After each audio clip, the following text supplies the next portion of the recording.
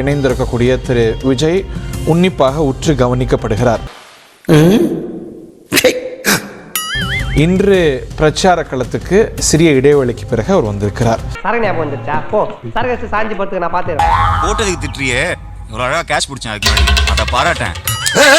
இந்த இடைவெளியும் கூட விமர்சிக்கப்படுகிறது திராவிட பெருங்கட்சிகளால்.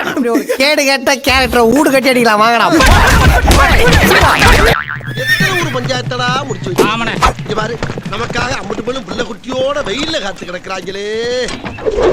ஆனால் அவர் இந்த களமே டிவிகே வெர்சஸ் டிஎம்கே தான் அப்படின்னு சொல்றாரு. நீங்க தாங்க எதுக்குறீங்க, அவங்க உங்களை பத்தி பேசவே இல்லைங்க. மூத்துல சந்துக்குள்ள எதையாவது பேசுற சின்ன பசங்க கிட்ட போய் சரி சமமா இல்ல டிஎம்கே வெர்சஸ் ஏடிஎம்கே தான் களம் அப்படின்னு திராவிட பெருங்கட்சிகள். தேர்தல் களத்துல டிஎம்கேக்கும் ஏடிஎம்கேக்கும் டிவிகேவுக்கும் ஏவிகேவுக்கும் தான் சார் போட்டி. எனக்கு போட்டி நடிகர் விஜய் தான்.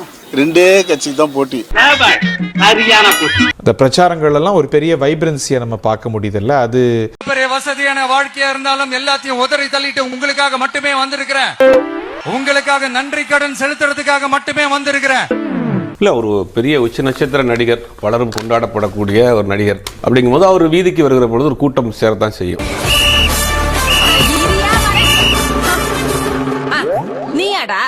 நான் பிச்சைக்காரன் நினைச்சு சோத்த எடுத்துட்டு வந்தேன். அவருடைய அரசியல் தான் நமக்கு என்ன சொல்ல வர்றாரு அப்படின்னு பார்க்கணும். எதை சொல்ல வர்றாரா? திமுக ஒரு தீய சக்தி உள்ள வச்சிடறா. இன்னைக்கு திருநெல்வேலியில போறாரு. திருநெல்வேலி சுத்தி இருக்கக்கூடிய எல்லா தலைவர்களுமே ஒரு ஊருக்கு போனாங்கன்னா அந்த ஊர்ல இருக்கக்கூடிய பிரச்சனைகளை பேசுவாங்க, அட்ரஸ் பண்ணுவாங்க, வேட்பாளரை பத்தி பேசுவாங்க. ஆனா இவரு அங்கேயும் போயிட்டு இதே பழைய டிபிக்கலா இருக்கக்கூடிய விஷயங்கள் தான் பேசியிருக்கிறாரு. யாரும் தவறா எடுத்துக்க வேணாம், ஏன்னா அது என்னுடைய கடமை. ஒவ்வொரு ஊருக்கும் போய் அதை நான் ரிப்பீட் பண்ண சொல்லியே ஆகணும். ஒரே டயலாக தான் ஊருக்குள்ள சொல்லி தெரியற போல இருக்கு. அத்தனை வழிகளையும் தாங்கிக்கிட்டு உங்களுக்காக மட்டுமே வந்திருக்கிறேன். என்னையா நடக்குது? திரும்பி திரும்பி திரும்பி பார்த்து பார்த்து பார்த்து உங்க டயலாக் எல்லாம் எனக்கு ப்ராம்ப்டிங்கே இல்லாம மக்கப் ஆயிடுச்சு தலைவரே. இதுக்கு அவருக்கு வீடியோ போட்டே போயிருக்கலாம். திருநெல்வேலிக்கு போய் அங்க இருந்து பேச வேண்டிய அவசியம் கிடையாது. இதுக்கு பருத்தி மூட்டை பேசாம குடோன்ல இருக்கலாமே. வேட்பாளர் பேரே சொல்லுங்க. நீங்க 234 விஜயன்ட்டாரு. அதுக்கப்புறம் என்ன நீங்க அப்படி அந்த ஒருத்தர் வந்து இந்த ஒரு போத கேஸ்ல 10 நாளைக்கு முன்னாடி ஜாமீன் வந்தார். அவரும் அப்படி சொல்ல எடுத்துக்க முடியுமா? எல்லாரும் துண்டு தொட்டு சொல்றத சொன்னேன். 99 எல்லா பிரச்சனையும் பார்க்கணும். கவர்மெண்ட் வந்துச்சுன்னா நீங்க வந்து எல்லாத்தையும் பேசாம இருக்க முடியுமா? நான் இருப்பேன் மேடம், நீங்க வேற. நான் எவ்வளவு நாள் வேணா இருப்பேன் மேடம், லைஃப் ஃபுல்லா கூட இருப்பேன். உங்கள்கிட்ட பதில் வாங்கணும்னு நினைக்கிறேன். இது ஒரு மெகலோமேனியா இல்லையா? தமிழ்ல சொல்லுங்களேன். இங்கிலீஷ் தெரியாதா? தேவையான அளவுக்கு தெரிஞ்சு வச்சிருக்கான். தமிழ்ல சொல்லுங்க. இப்போ வந்து நான் தான் எல்லாம் 234 விஜய், இந்திரா இஸ் இந்தியான்னு இந்திரா காந்தி ஒரு காலத்துல சொன்னாங்க. அது போல ஒரு மனநிலை இல்லையா? அப்படி நம்ம எடுத்துக்க முடியாது. அது வந்து அதாவது அவர் என்ன சொல்ல வர்றாருன்னா, யார் வரக்கூடாதுன்றத வந்து மக்கள் வந்து அதுக்கு அவங்களுக்கு வந்து ஞாபகப்படுத்திட்டே இருக்கணும். நீ என்னடா சொல்றது சொல்ற எங்களுக்கு தெரியும், நீ மூடு. இவங்க கிட்ட இந்த பிரச்சனை எல்லாம் இருக்கு, அதனால யார் வரக்கூடாதுன்றத வந்து அவர் வந்து ஒவ்வொரு மீட்டிங்லயும் வந்து அட்ரஸ் பண்றாரு. இப்ப போறானே அவனை குளோஸ் பண்றதுதானே பேசிக்கிட்டு இருக்கீங்க. அப்படின்னா எக்ஸ்ட்ரா பாம்பு வாங்குறதுக்கு நான் ஸ்பான்சர் பண்றேன். அப்படியே அவன் மேல கொலவரி அந்த அளவுக்கு நீ லவ் டார்ச்சர் பண்றாயா? இப்ப நாங்க என்ன சொல்ல வரோம்னா, டிவிக்கு அட்ரஸ் பண்றாரு, இன்னொருத்தர பாதி அட்ரஸ் பண்றாரு. ஏன் பாசஞ்சரை நான் தான் காப்பாத்தணும், வேற யார் காப்பாத்துவா? முதல்ல ஒண்ணா காப்பாத்தி கடி. திமுக பொறுத்த வரைக்கும் எஸ்ஓபி போட்டாங்க, அதை போட்டாங்க, விஜய் எதிர்க்கிறாங்கிறார். ஜனநாயகம் பிரச்சனைனா உங்களுக்கே யார் பண்ணாங்கன்னு தெரியுங்கிறார். ஏன் பாதியில் நிறுத்துறாருங்க? பயம். ஜனநாயக பிரச்சனையே வந்து பாத்தீங்கன்னா கூட்டு சதின்னு தான் நாங்க சொல்ல வரோம். இதெல்லாம் இப்ப மட்டும் இல்ல, ஜென்ம அப்ப இருந்தே இப்படிதான். திமுகவும் பாஜகவும் வந்து மறைமுக கூட்டணின்றத வந்து நாங்க கட்சி ஆரம்பிச்சதுல இருந்து விஜய் என்ன சொல்ல அட்ரஸ் பண்ணிட்டு தான் இருக்காரு. ஐயோ, ஒரு பைத்தியக்கார பைலட் இந்த நாடு மக்களும் மாட்டிட்டு படுற பாடு. இப்ப தேர்தல் ஆணையமே வந்து பாத்தீங்கன்னா திமுகவோட கூட்டு அந்த அதிகாரிகள் வந்து திமுகவோட கூட்டம் என்ன சொல்றது, உனக்கெல்லாம் பேசவே தெரியல. அவங்க சொல்றதை கேட்டுதான் வந்து நடக்கிறாங்கன்றத எங்களோட கம்ப்ளைண்ட். அதிமுக மக்கள் சக்தி இருக்குன்னு நீங்க சொல்றீங்களா? எல்லாருமே வந்து இப்ப கூட்டம் கூட்டுறாங்கன்னா எல்லாருமே காசு கொடுத்துதான் வந்து கூட்டுறாங்க. ஓகேங்களா? இது என் பாச கூட்டம். ஆமா ஆமா, காசு வாங்கின கூட்டம். இந்த கூட்டத்தை கூட்டப்பட்ட கஷ்டம் எங்களுக்கு தானே தெரியும். நேற்று விஜய் தூத்துக்குடியில பரப்புரைக்கு போனப்போ அந்த கூட்டத்தை பார்த்துட்டு பாத்தீங்கல்ல அண்ணனுக்கு கூட்டத்தை, பாத்தீங்கல்ல அண்ணனோட மாச அப்படின்னு சோசியல் மீடியால தற்கொலைகள்லாம் குதிச்சுட்டு இருக்கிறாங்க. ஆனா உண்மை என்னன்னா, தூத்துக்குடி மட்டும் இல்லாம சுத்தி இருக்கிற அத்தனை ஊர்ல இருந்தும் பஸ் பிடிச்சி வேனு பிடிச்சி பொதுமக்களை கூட்டிட்டு வந்து அணிக்க வச்சு கூட்டத்தை காமிச்சிருக்கானுங்க அந்த தாவேக்கா தற்கொலைகள். விஜய் அங்க வராருன்னா அந்த ஊர் மக்களுக்கு உள்ள கூட்டம் கிடையாது. சுத்தில இருக்கிற எல்லா ஊர்ல இருந்து ஆள் செட் பண்ணி வர வச்சு கூட்டாது. சோ இதை வச்சுட்டு அந்த தொகுதியில ஜெயிச்சிருவோம், நம்ம ஓட்டு கிடைச்சிரும் அப்படின்னு நம்பினாங்கன்னா அவங்கள மாதிரி முட்டாள் யாருமே இல்ல. இந்த கூட்டத்தை சும்மா ஒன்னும் கூட்டிட்டு வரல. ஒரு ஆளுக்கு 300 ரூபாய் காசு கொடுத்து கூட்டிட்டு வந்துக்கிறானுங்க. கிரையோட உச்சத்தை உதறிட்டு வரேன், ஊதியத்தை உதறிட்டு வரேன், எல்லாத்தையும் விட்டு வராமாங்க. காசு கொடுத்து ஆள் சேர்ப்பானுங்க. இப்படி இந்த ஒரு கூட்டம்ங்கிற ஒரு விஷயம் அவ்வளவு எளிமையா இன்னைக்கு அரசியல் தலைவர்களுக்கு கிடைக்கக்கூடிய விஷயமா இல்ல. கிடைக்காது. இவ்வளவு நேரம் நீ பேசுற பேச்சிலேயே இப்ப சொன்னதுதான் ரொம்ப ஆறுதலா இருக்கு. சோ அதை வந்து நம்ம வந்து நடிகர்னு கடந்து போகலாம், ஜவுளி கடை திறக்கிறாங்கன்னு கடந்து போகலாம், இப்ப எப்படி வேணா சொல்லலாம். சொல்லவான்னா எல்லாத்தையும் சொல்லிட்டியே. திரைத்துறையை சேர்ந்தவர்கள் யாராக இருந்தாலும் யார் வந்தாலும் இது போன்ற கூட்டங்கள் வருவது இயல்புதான். என்னை சீரியஸாவே பார்க்க மாட்டீங்களா நீங்க? போங்க சித்தப்பா, உங்க மூஞ்சில போய் யாராவது சீரியஸ்ல எதிர்பார்ப்பாங்களா? அப்ப தேசியல் கூட்டத்துக்கு 1 லட்சம் பேர் கூடுவாங்க, ஆனால் வாக்களிக்க மாட்டாங்க. ஐயோ அப்படி சொல்லாத. நான் தெளிவாக கட்சி ஏன் துவங்கினேன், இந்த தேர்தலில் என்னுடைய நோக்கம் என்ன அவனுக்கே தெரியாது. சொல்ல வேண்டிய செய்தியை வெளிப்படையா பேசணுங்க. அதிமுக பொதுச் செயலாளர் எடப்பாடியாரோ மற்றவர்கள் பாருங்க, அவரோட துணிச்சலா வெளிப்படையா பேசலாங்க. யார் நீ? என்ன சாதாரணா? நடந்தது வண்டி மேல ஏறது எல்லாமே வந்து அவருக்கு இருந்தது. இதுவும் உங்களுக்கு ஒரே பிராண்ட். ஒரு தொண்டரணின்னு ஒரு அமைப்பு இருக்கும். அவங்களே வந்து தற்கொலை கூட்டம் சொல்வீங்களா? இல்ல ISI முத்திரை மாதிரிங்க. அதிமுகவுக்கு இரட்டை இலைக்கு வாக்களிக்கூடியவர்கள் ஒருபோதும் மாற்றி வாக்களிக்க மாட்டாங்க. அந்த வாக்கள் என்றைக்கும் மாறாது.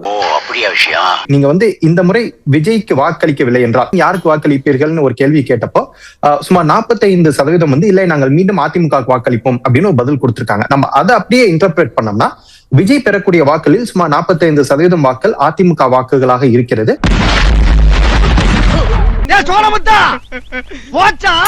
எல்லா கட்சியும் வந்து தொடர்ந்து பிரச்சாரத்தில் ஈடுபட்டு கொண்டிருக்கிறார்கள். இவர்களுக்கு மட்டும் வந்து குடைச்சல் கொடுத்துட்டு இருக்காங்க. யாரு? மத்திய அரசு கொடுக்குது, மாநில அரசு கொடுக்குது.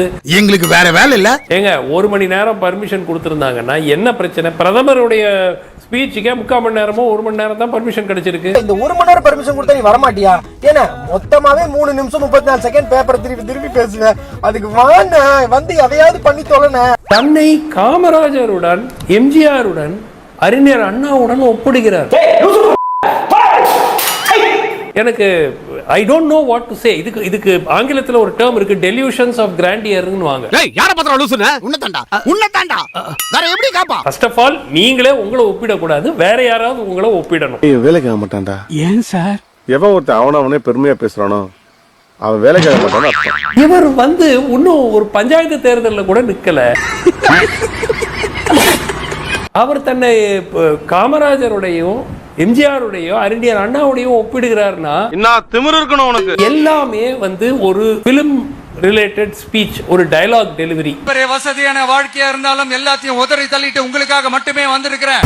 டேய் என்னடா டயலாக் இது? எவன் எழுதி கொடுத்தானே அது இப்படி பேசிட்டு போறான்? இது வந்து விஜய்க்கே டெஸ்ட் கிடையாதுங்க. கொஞ்சமாவது அவங்க சிந்திச்சு வாக்களிக்க போறாங்களா இல்லையா அப்படிங்கிறது தமிழ்நாட்டு மக்களுக்கு தான் டெஸ்ட். விஜய் பிள்ளைக்கா பையன். விஜய்னா யாரு?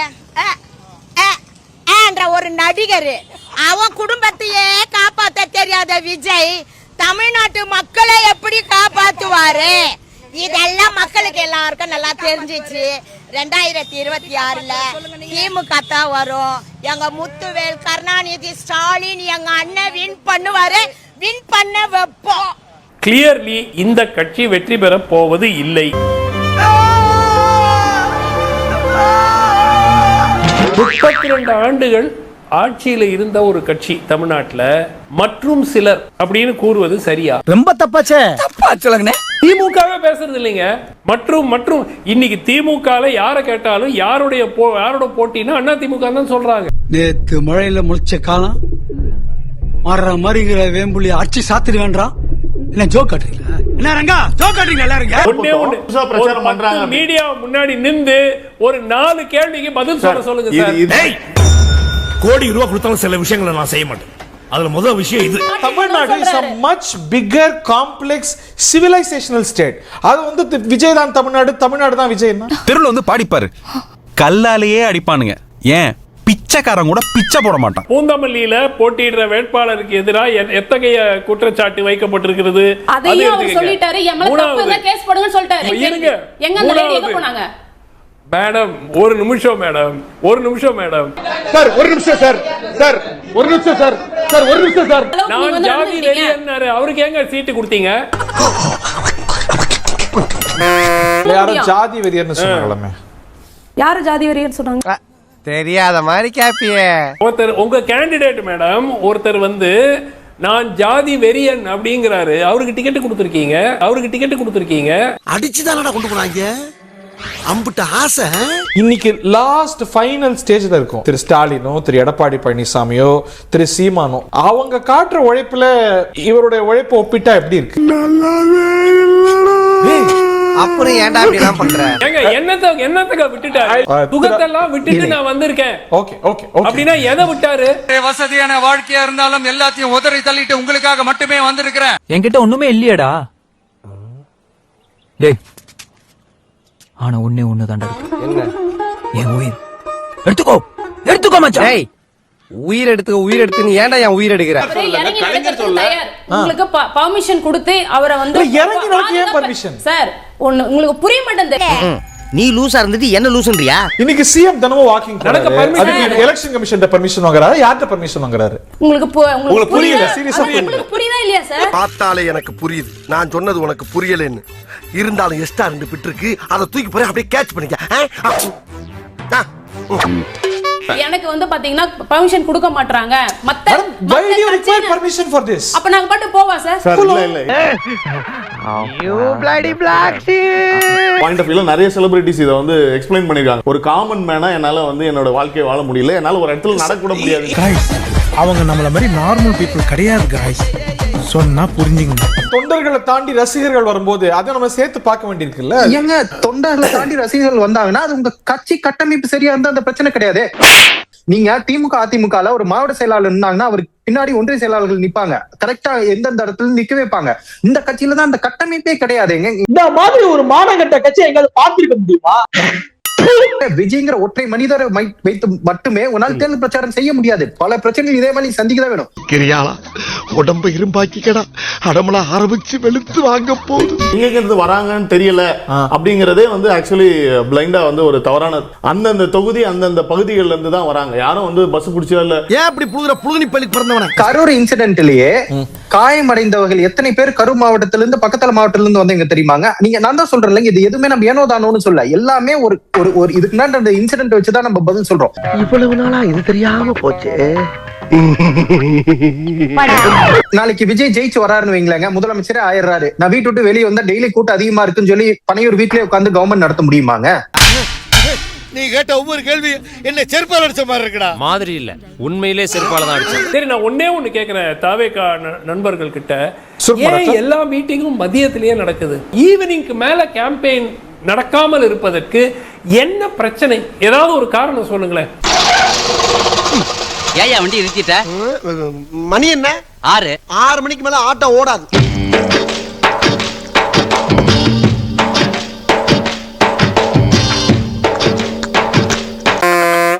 ஸ்டார்ட் பண்ணு.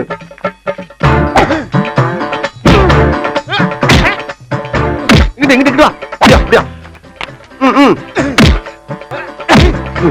படைக்கலடி. மண்டையில மட்டும் அடிச்சிடாத. குலக்கேசல் உள்ள போயிருவேன். சரியா? உங்க வீட்டு பிள்ளையா நினைச்சு எல்லாரும் என்னை மன்னிச்சிருக்க.